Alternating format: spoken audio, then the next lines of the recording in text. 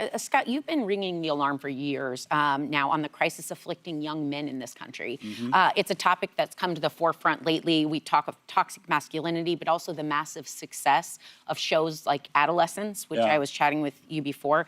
And Governors Westmore and Gretchen Whitmer recently announced plans to focus on helping boys and men in their states. You're currently writing a book on the subject called Notes on Being a Man.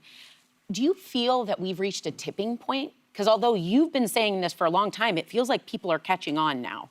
I think we're moving to a more productive... People do recognize there's an issue, right? 4 times more likely to kill themselves, 3 times more likely to be addicted, 12 times more likely to be incarcerated. I think mostly led by mothers who see something's going on.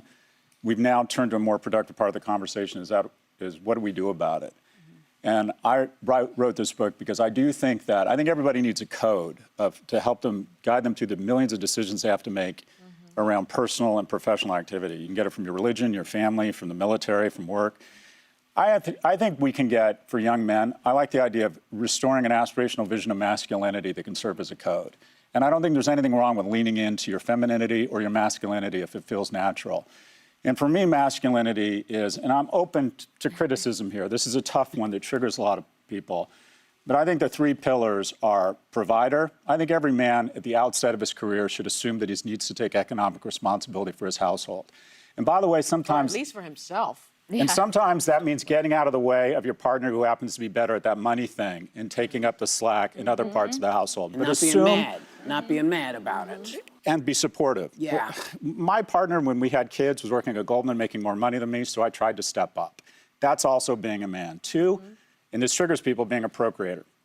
I think wanting to mate, that fire of desire, can be channeled, if it's channeled in the right ways, to making you a better man, making you kinder, making you stronger. For God's sakes, thinking about how you dress, showering for God's sakes.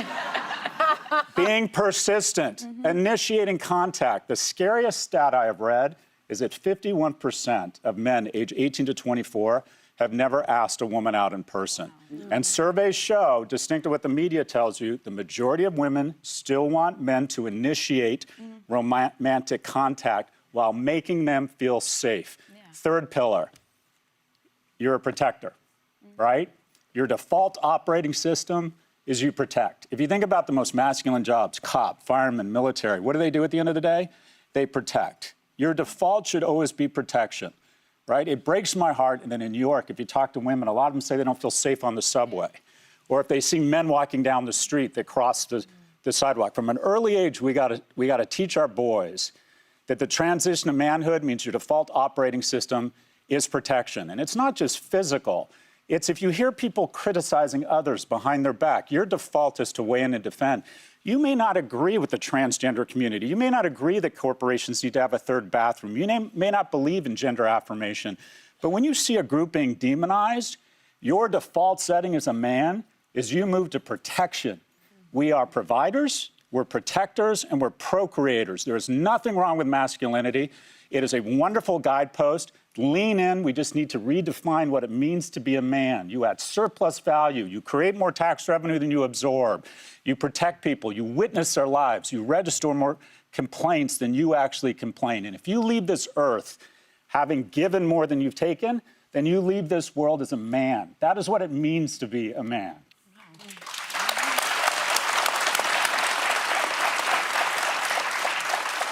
That was a rant. But it was clear, you know, it was clear and succinct, and that's why I liked it, because it's not, you're not wondering what you mean. It's very clear. Here are the things that go into being a man, and they're not the things that people tell you. You don't have to be Popeye, you know, but you got to be present. You got to know you have to be able to reach out and talk to people. And I think, you know, a lot of this has to do with people not with her phone, but people don't connect. You know, we get questions here, and we always say, I say, go to a bar. Yeah. Smell the people. 100%. You know? People. And if they haven't showered, get the hell out. Let me, just so we can have a YouTube clip, I think young people should drink more. I agree. I don't see drunkenness, I see togetherness. I advise young people to get out of the house more, drink more, make a series of bad decisions that might pay off. When you're young. Make mistakes. And also, just to the point about masculine femininity, masculinity is not sequestered to people born as men. There are wonderful women who demonstrate wonderful masculinity. My closest male friends are more feminine because I'm drawn to men who take care of me and are a little bit more nurturing. Yeah. These are wonderful attributes. They're not sequestered to anyone born as a specific That's gender. an important distinction that you're making. Yeah. But if you're born as one gender and you have an easier time leaning into these wonderful attributes, then embrace them. We've been celebrating femininity as we should. And we should do nothing to get in the way of the fact that women are doing really well. But let's also celebrate our young men and recognize that being risk aggressive, being a provider, being strong, wanting to be fit such that you can protect and provide, those are wonderful things. Let's stop pathologizing it. Let's embrace femininity, but let's also, for God's sakes, embrace masculinity. There's no such thing as toxic masculinity. There's cruelty, there's criminal behavior, there's abuse of power. But if you do any of those things, you are not masculine. That is anti-masculine. And the far right, just to be political, conflating masculinity with coarseness and cruelty, that could not be less masculine. Our thanks to Scott Galloway. You can pre-order his book, Notes on Being a Man, by scanning the QR code on your screen. And listen to him on Prof G Markets and Pivot, wherever you get your podcasts.